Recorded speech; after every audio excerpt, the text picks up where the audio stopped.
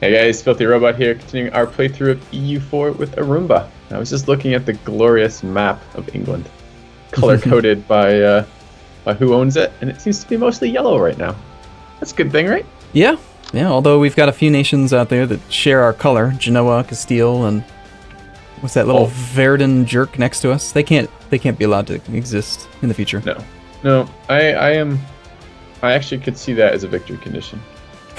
Remove everyone else who has our color? Yes. Unfortunately, there's a guy in India who's yellow named Vijayanagar. So that's really far away, but okay. Well, we haven't stolen his map yet, so we could just pretend he didn't exist.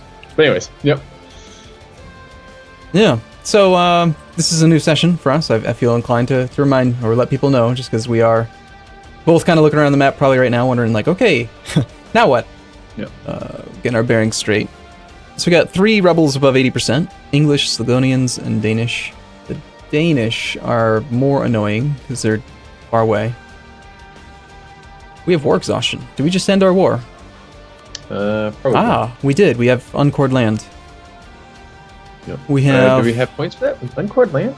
Yeah, we don't have an... Oh, that's right, Filthy. We took the land and we knew we would not be able to core it because we're waiting for that next idea. Remember? That's right. The adaptability. So we got to get to 400 admin. We just stole a bunch of points in that clergy to try to speed up that process. So we're sitting on the overextension for the moment, and soon we're going to start coring. Just eating it too. And wasn't there some like large coalition just formed against us? So we're a bit. Oh, geez, another one? Really? What a bunch of jerks. Okay. Is that right? How do I see that again? There's a coalition map mode, and it is a, let's see, political map mode or diplomatic? I think it's diplomatic. Third from the top, shortcut key U. Here's coalition. Also, so, if you right-click on our nation. And Burgundy, huh? Is that right? Yeah, Brittany and Burgundy and Denmark, with Norway as their subjects. Wait, didn't Norway? No, they are. They're there. They don't show in the list of people in the coalition, but they would join. I'm sorry, what did you start to say? Just that if you right-click on our country, there's a new entry, like a new row, that shows that there's a coalition against us. That's another way to see it. Okay, that's useful, actually. Truces, allies, and then the 4th one down is target of a coalition. Truces, allies. Well, it's entirely possible here that this might be a good time to demonstrate the proper way to actually handle a coalition, which is to be aggressive. We do have these rebels to deal with, but honestly, the thing is, okay, so Denmark joined a coalition against us. And the reason they were able to do that is because there's no truce with us. If they had a truce with us, then they wouldn't be allowed to. So we know for a fact we can attack Denmark right now. If we were to attack Denmark right now, make him the war leader, we could choose the war goal, make it something simple like occupy a province that's easy for us to reach. We could immediately get a ticking war score. And since Denmark is a weak neighbor, we could make it very, very easy to end the coalition. And by getting a truce with every coalition member, because they'll all join, we effectively kill the coalition halfway through its formation. And coalitions are one-time things? Like once that coalition is defeated, once it is done? That specific coalition is yes, and then after the truce is up, so long as the nations that were in the coalition have above 50 aggressive expansion, they are then allowed to join the coalition again. Okay. So, it's up to you. I mean, we could just wait and see if they attack. They attacked us last time, which surprised me. We still have the same allies as last time, so I have a feeling it'd still go very easily, but... I do like that the solution to having attacked too many people and taking too much land is to attack more people. It's a little... Yeah, it's great, isn't it? Yeah. The counterintuitive a little bit. Well, I have a couple like mini goals that I wouldn't mind discussing. The first of which, I would really like to see England totally wiped off the map. Okay. It doesn't seem like this. I see a little province in the middle of our stuff, a province across the sea from us, and a couple provinces in southern France. That would be nice. That doesn't seem like that's far away. We were thinking about expanding. I think we had initially looked at expanding into Denmark and Pomerania. Right? Yeah. That was back when Bohemia was the emperor. The fact that Brittany's being a pain in the ass. And isn't it Brittany and Castile, or is it Castile and Aragon with the decent fleet? If I look at that, that's military navies. And I sort by heavy ships. And it is Ottomans, Portugal, Venice, Aragon, France, Castile. Oh, there's a lot of heavies died recently then. Yeah, we lost a few. We killed a few of theirs, but we definitely did lose a few. Well, I guess because I'm trying to think. I mean, like this, you guys. I've been talking to my viewers a little bit about it, and then also talking with you a little bit about it, about the open-endedness of campaigns, right? And that is, I don't know if I like it. Like, I think I like it in a general sense, but in the moment, I'm kind of like, well, what do we do next? What do we want to do? So I kind of wouldn't mind us just defining some goals for ourselves. Do you have anything that you'd like to accomplish in this playthrough besides making me the second best EU player in the world? Just trying to. I just want you to get to the point where you feel comfortable and you know what you're doing, and you're not like lost in the interface, because that is the big hurdle, I think. You know, they say that it's a complicated game. Yeah, people often cite Paradox as being like this really difficult genre of games to learn, and I think the actual strategy involved is not that complicated. It's just the wealth of information in the interface. So getting you past that hurdle is my primary goal. Okay. Beyond that, I don't know. I mean, there's really no... We've got 300 years remaining. The game ends in 1821. Okay. How many years have we progressed through? Started in 1444, so we played for about 80 years. Yeah, we've done I think this is episode 90. Done 80 years and 90 episodes. Yeah, we played a little bit slow. We have 300 years left to go.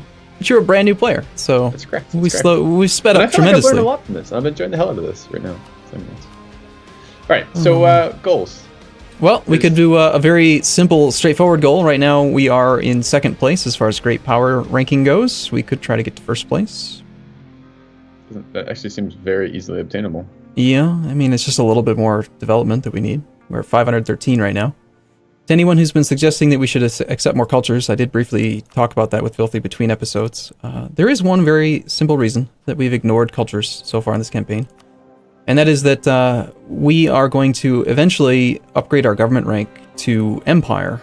And when we do that, we are going to automatically accept all cultures in our primary culture group, which is going to include English, Irish, and any of that other stuff. So if you want to see which cultures, Filthy, that we're going to accept, just click on the political map modes, top left of the 4 boxes, go to culture, click on any nation in the Isles, you know, on our territory. And any of those that get colored are going to be part of our primary culture group. So English and Welsh will automatically become accepted. So there's just no reason to pay to add those to the list of accepted cultures. Now Irish, on the other hand, is actually... that may be very well why they've been commenting on your videos, or even on mine as well. I forgot that Irish is not part of the primary culture group. It's not the same culture group as British. So yeah, we actually probably should take a look at that then. Okay. And what type of monarch point is it going to be used for cultures? Diplo. Okay, that's good at least. Yep. So if you go to your government tab, okay, it's the second tab, shortcut key 2, F1, F2, or F1, 2. You can see on the left we've got Scottish, he's our primary culture group, and then accepted cultures are Scottish and Highlander. So these are the types of culture that give us no penalties whatsoever because they are accepted. On the right hand side you've got non-accepted cultures. If you hover over the actual text, non-accepted cultures, the word, it says provinces with these cultures have the following penalties: +2 unrest, negative 33% tax modifier, reduced manpower, reduced missionary strength. So English, we don't want to click the button on. We could spend 100 Diplo points right now to make 42% of our territory accepted and get rid of all of those penalties in that land and make it perfectly accepted land. But that'd kind of be a waste of Diplo points in the long run, just because that will become accepted automatically. Oh, but we're trading gold for Diplo points is what we're doing here. Gold and manpower. I guess the sailors is something we should be worried about too. But also the unrest can be a factor. Yeah. Having an extra -2 to those provinces can be quite nice. So the However, Danish... we could pay 100 for Irish. That wouldn't be too bad. The Danish and the Irish both look pretty appealing to me right now, and we're ahead of time on Diplo, and we have nothing to do with these points, so it does seem pretty appropriate. We've been having issues with Irish Rebellion and Danish Rebellion, so let's Irish for sure. Let's accept those two cultures. All right, I did the Irish one. Hold on just a second. I want to see this on the... I don't think the culture map mode is working, so... Okay, when I start, the first thing I do when I click on the cultures, it colors everyone. It colors them different colors, and I think this is... What is this one? The first time I click it. The first time you click it is showing the actual culture groups. So they're colored... So all Highlander of the... and Irish are the same culture They're in the group? They're in the same group, yes. Okay, but the English and the Scottish are different culture groups. Okay. And then if I click on our starting location, like Lothian, And now the English, the Welsh, and the Scottish, half the Scottish, but not the Highlanders, are the same. Now are colored. And these are the related cultures you're saying? Those are the actual cultures themselves within that group. Cultures within that group. Okay. Yep. If I click on the Irish, then it's just the Highlander and Irish. Got it. And if I click on the Danish, okay, they have a lot that are in their culture group. Okay. So we could conquer more of the northern territories over there, like Norway and Sweden and Finland and stuff, if we wanted to. I guess not Finland. Yeah, Finland. It's the same culture group. Okay, that's interesting. And not have less of this if we accept that. So you want me to accept the Danish? Is it always 100, by the way? Yes, to accept a new culture. Yes. Yeah. And Okay. the requirement is that at least I think it's 10% of the land. 20 development of your states need to be promoted to and accepted to be able to click the button. Okay. So we only have 3 promoted culture slots, and we've just used all of them up. But that's okay. I didn't even notice there were promoted culture slots. Yeah, the very bottom of the tab. It does say 3 of 3, okay. So what's good about this, though, is that we had quite a bit of Irish land, we had a fair bit of Danish land, and now because we accept Danish, it's going to make it a little bit easier for us to convert some of the land over there. If we want to switch it to Danish, you can actually commit mass genocide, basically, and purge the culture of a province, change it to whatever you want.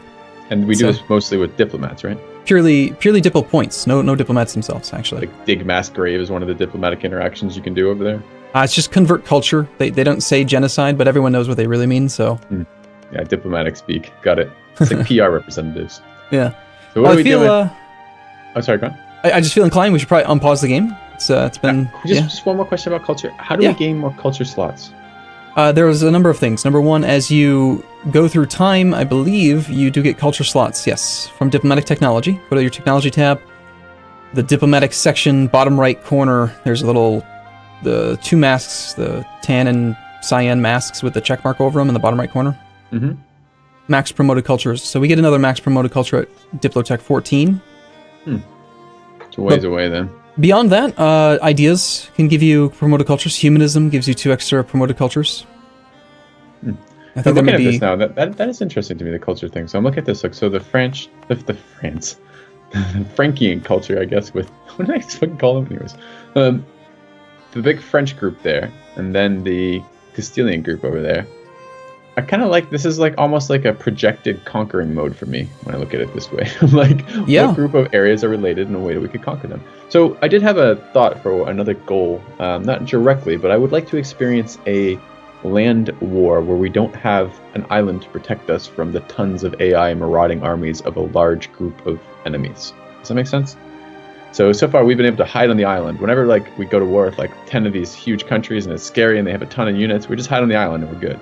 Yeah. So perhaps if we had some mainland stuff, we would actually get punished a little bit for that. And I kind of want to see what that's like. Not the punishing part. I'd like to win the war, but what would it be like to engage land armies like this? Well, the next war with the coalition or with Castile will both probably suit that purpose. And what we can do is we'll make a mental determination or decision right now that we will not hide on the island and we'll send our army to the mainland. Okay. And we'll try to win the land war that way. But I'm okay to unpause this episode now if you'd like. Okay. All right. So we should probably spy on Denmark a bit. We should probably. I did start spying on England again, so we can get some new claims on him. Let's start spying on Castile. How do we feel about Bohemia? If you want the land war thing, then we should probably resume our efforts to take over that nation. That'd be another good way to get us involved. Yeah, so why are we expanding into the Pomerania area? You wanted that for the trade node related stuff, is that correct? I wanted a province off of the coast of the southern Baltic Sea so that we had adjacency to fabricate on Danzig. I want Danzig for the trade power. Danzig is it's in the Baltic Sea node, which we have no real representation in. That node leads into Lubeck, and then Lubeck leads into the English Channel. So basically getting Danzig allows us to force most of the Swedish wealth from trade into our trade node. Okay, that seems like a pretty reasonable reason to declare that. I feel overextended when I look at the Denmark-Norway provinces. They seem difficult, like, especially when we're putting down unrest in our central area. It seems far away. It seems there's a lot of land stuff over there that we don't really have a lot of ways to prevent. I kind of feel like Castile is nice and isolated. We are friends with France. Castile area is kind of stuck over there. Your consort kind of sucks, 311. Yeah. That Castile area seems like ripe for like the plucking, and like they were kind of obnoxious the last couple of wars, and I don't like that, and I kind of want to punish them. Okay, that's great. I think it's funny that you choose out of all the possible targets out there, you choose Castile. Castile's probably the strongest enemy you could choose. So okay, yeah, I know, that'll be good. That's the enjoyable part. Well, okay, but if you want to speak strictly game theory-esque here, the best method of expansion will be to attack the weakest target, not the strongest. You think? Yeah, you spend the least amount of resources for the most amount of gain. But hey, we can do it the hard way too. Let's do it. Let's go for it. We can't actually fabricate claims on him, but I think we rivaled him. No adjacent anything. Okay. Yeah, We've rivaled him, so we could just why don't we just use next time we can? Let's use the humiliate rival CB and go after steal some Castile. maps. Yeah, sure. So Danish revolt over in Skane, and we are at no maintenance. Suppose you should probably go take care of that, huh? Or actually, we're at like 60% maintenance. Yeah, but how are we going to take care of that? We have the Sligonian rebels about to fire in about 8 seconds. Yeah, I don't know what to tell you. We're gonna have to find a way. We have time, right? I mean, that's not going to fire right away. We've got the siege, the coastal fort protecting us. But So you don't mean it's not going to fire right away? You mean it's? Well, are you saying the Danish separatists are not going to do any damage to us for a while? Or are you saying that the upcoming Sligonian separatists aren't going to do anything for a while, or both? I mean, we have Pale. Pale is online, right? The fort. The ideal outcome right now would be if the Sligonians could just fire so that we could go smash them and then leave this province. Yes. Leave this area. Yep. And actually, looking at it right now, Sligo is at 5.7 unrest. So it's possible that in the next couple of months here, we might be able to get that down to 0. Because in the next 5 months, war exhaustion will be gone. Overextension won't go away. Religious unity is going to go up because we are converting. Mm-hmm. So yeah, I think we might be able to put this down. Also, one thing we forgot to mention, between episodes, at the very end of our last recording session, you may recall, I switched our religious focus to stability. We didn't talk about it, but we made that decision that the national unrest is a much better thing for us right this second, I think. Part of the reason why they think they're within range of being able to put down. So let's convert another province, and let's see if maybe we can put them down before we actually have to move this army over to take care of the Danish. Remind me how we generate monthly fervor? It's based on stability is a big factor, huge factor. When you hover over your fervor points or the monthly change, it'll tell you all the things that generate it. So base value is 1. The clergy are currently disloyal, which is reducing our generation by 1. Right. Being at peace helps.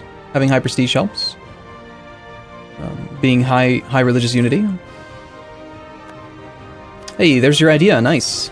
Cool. Oh, okay. 2 seconds. I was just going to fabricate claims on England. Okay. Why did that not take anything to do that? I did. You went from 66 down to 46. Yeah, that's really cheap. Okay. I guess we fabricate another claim then. Yeah, we actually didn't have any claims on them, amazingly. Okay. All right. Sorry, idea group. So let's go take a look. New idea. Yeah, this is the one we've been waiting on. This is the one we've been holding off coring for, right? Yes. The adaptability. Super, super good. And actually, if I had to choose a singular idea out of all ideas in the entire game that was the best, it would be that one. That's interesting. Because this is a war simulator. So that is the one thing that really restricts you, is being at 100% overextension prevents you from really taking any more land, and not having enough admin points. And this directly reduces both of those things by speeding up coring speed and also reducing the cost of taking the land. So it's amazing. Gotcha. There's some nations that actually have reduced coring costs as part of their traditions. The most notable one is the Ottomans. They start off with the very first one they unlock is called millets. Core creation cost minus 33%. English separatists, a lot of them. It's annoying. Do we have those forts on? I think we do, right? Yeah, we have them all on. Here, let's try something new that you haven't probably messed with before. Okay. Grab the army. Bottom left button. Bottom left button of the army. Yep. Delete. Nope. Enable autonomous rebel suppression. Mm-hmm. Okay. Armies under orders to suppress rebels will autonomously hunt down rebels and besiege rebel provinces, but will stay clear of hostile armies from foreign nations. I clicked it. So now they're going to load up on boats and head to Denmark? Don't need to. They're going to go. They're going to march over to the English first, because it's easier to do that. They will not go across boats, but they will hunt down any armies. Of course, the Sligonians. Sligonian rebels have just fired now too. Sligonians are actually going to cause damage to the province because it's outside the zone of control of Pale, so that's a higher priority issue. Do that. Yeah. Yeah, just go deal with that. So I would just manually control it. Yeah, I'm not going to let them autonomously suppress it. I guess I don't have to fight with all of them, but... You don't, but you don't really have enough men to deal with the other army either, so just keep them all together. So let's just talk about what that would have done had you left it on. After they had gone and smashed themselves into those armies, they would have unsieged the provinces for you, and then they would have returned to the original location that they were in before you clicked the button. Oh, neat. So it is convenient, but there's a number of disadvantages to the system. Okay. Number one, the army is completely oblivious to supply. Number two, the army will not pay any attention to whether or not that rebellion that they are moving toward is still there. So, for example, let's say you have, I don't know, you're at war, or the rebels spawn in one of your vassals, and your vassal takes care of it. Your army's still going to march to that province. It's just going to march there, and then it'll return to its original province. But they don't pay attention to whether or not the army has been defeated. So if the army moves, they won't chase it? Okay, a couple pop-ups here. Just take a quick look. Alright. Two things I want to do. So I can start coring. Any reason to wait? No, definitely not. We want to get that core done, some of these cores done as fast as possible so we can get unrest from overextension reduced. Okay, I'm going to start with that. Second is, going to pop up. We have, oh, these are quite useful. We can, we have the personality embezzler. So we get a positive trait out of embezzler. I thought that was a negative. So we can either take the money and put it in the treasury and gain 111, or we can use the embezzler card and get 195. Is there some downside to taking 195? No. Okay. Not all traits are they're not completely binary. It's not good or bad. Some of the events and some of the traits are gonna be good and some are gonna be bad. This is a 32k army. I guess we're gonna fight it with 24, huh? Yep, we're still in a position where I would wait first off. See how they have a negative 21% chance of taking it? So there's no chance of it could fall right now, and your armies are still damaged. So you should wait for them to fully reinforce. Waiting for them to heal. Okay, I see. Yeah, give yourself like 2 more months for full reinforcement and then go smash. Okay. But yeah, looking at combat width, we're at 25 combat width and you have 24 in the front row. Might be a good idea to train one more infantry. Good thing to do while you're waiting anyway. Okay, I want to go to Derbyshire because if they do decide to defensive train there, it's a river plus a hill, or plus a forest rather. Okay, I love the logic. Love that you're trying. But this limit, the supply limit. They won't move because they are on a fort. They can't move. No, and you are going to be relieving. See, I no longer believe that, Arumba. So what I've read in the comments and what we've experienced is that the AI occasionally just ignores zone of controls and does whatever the fuck it wants. So yeah, there are some bugs right now with zone of control. That is true. But rebels, he's going to sit there. I can promise you this. The rebels will sit there until they finish that siege. 100% chance. All right, so let me build one more military unit then from... I guess I can do it directly on the army, can't I? That's probably the easiest way to do it. Yeah. Plus 1 infantry. Yeah, and then because you're reinforcing a defensive siege, we may or may not get the river crossing. I don't know. That part, I think yes. I think it's a chance. I know for sure we won't get the penalty, but... whatever. Okay. Okay, well, we'll have to take care of that, though, in the next episode. Because Yep. as always, it's already been that time. See you guys soon. In a bit.